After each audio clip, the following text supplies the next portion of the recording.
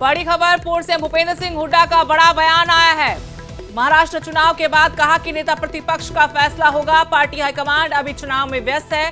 विधानसभा चुनाव में हार पर भी भूपेंद्र सिंह हुड्डा का बयान, बोले चुनाव हारे हैं, लड़ाई नहीं। बीजेपी पर तंज कसा भूपेंद्र सिंह हुड्डा ने, साथ ही बड़ा बयान। नेता प्रतिपक्ष को लेकर बीजेपी लगातार कांग्रेस पर तंज कस रही है, कटाक्ष कर रही है कि अभी तक कांग्रेस पार्टी अपने नेता का चुनाव नहीं कर पाई। इसी को लेकर पूर्व सीएम भूपेंद्र सिंह हुड्डा का यह बयान बड़ा है। कहा कि महाराष्ट्र चुनाव के बाद नेता प्रतिपक्ष का फैसला होगा। अभी पार्टी आलाकमान चुनाव में व्यस्त है। विधानसभा चुनाव में हार पर भी भूपेंद्र सिंह हुड्डा ने बयान दिया। कहा कि चुनाव हारे हैं, लड़ाई नहीं।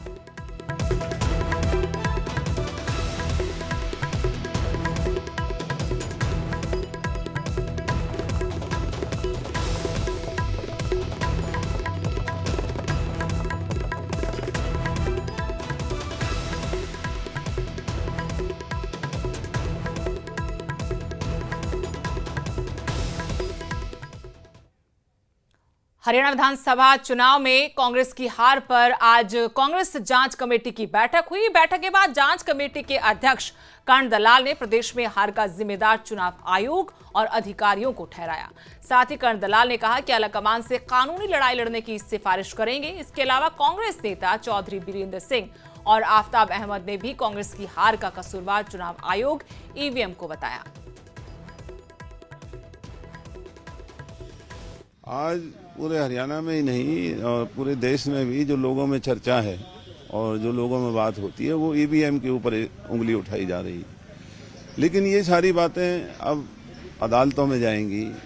जो आज हमें फीडबैक मिला है, हमारे उम्मीदवारों ने हमें बताया है कि किस किस तरीके से चुनाव उन्होंने सरकार और अधिकारी और चुनाव आयोग की वजह से जो हारे हैं, तो वो सारी बातें अब हमारे सामने आई हैं। हम पार्टी को बताएंगे और पार्टी ने फैसला करना है कि अब अगला कदम कौन सा होगा। तो क्या कांग्रेस को मिलने वाला मैंडेट लूट लिया गया? अभी तक तो जो बातें सामने आई हैं, ये कांग्रेस की बनी हुई सरकार पर डाका डाला गया है। बड़ी बात कह रहे हैं आप। क्या चुनाव आयोग ने हालांकि जो चिट्ठी भेजी थी, जो आप लोगों ने शिकायतें की थी, तमाम चीजों को जब प्रेस कॉन्फ्रेंस की तब भी उन्होंने खारिज कर दिया था? चुनाव आयोग तो खुद एक कसूरवार लोगों की नजरों में बना हुआ दिखाई दे रहा है और इसलिए अब अदालतें फैसला करेंगी कि चुनाव आयोग जो कर रहा है वो उसे नहीं करना चाहिए। क्या सिर्फ ईवीएम का ही मसला है या सरकारी अधिकारियों की जो बात थी, जो प्रशासन के दुरुपयोग की बात थी, उस पर भी कुछ तथ्य आपके पास आए हैं? हाँ, वो तमाम बातें आई हैं। अधिकारियों ने आपा गिराया है, पुलिस के अधिकारियों ने अपनी वर्दी को गिरवी किया है और भी सरकार के स्तर पर बहुत बहुत बड़ी अनियमितताएं हुई हैं। तो उन सब बातों को अब हाईकमांड के सामने हम रखेंगे और फिर जो भी इसका कानूनी तरीका बनता है, कानूनी तरीकों को अपनाने की सिफारिश करेंगे। क्या आखिरी सवाल, क्या आप लीगल विकल्प, क्या अदालत में जाने की बात कर रहे हैं?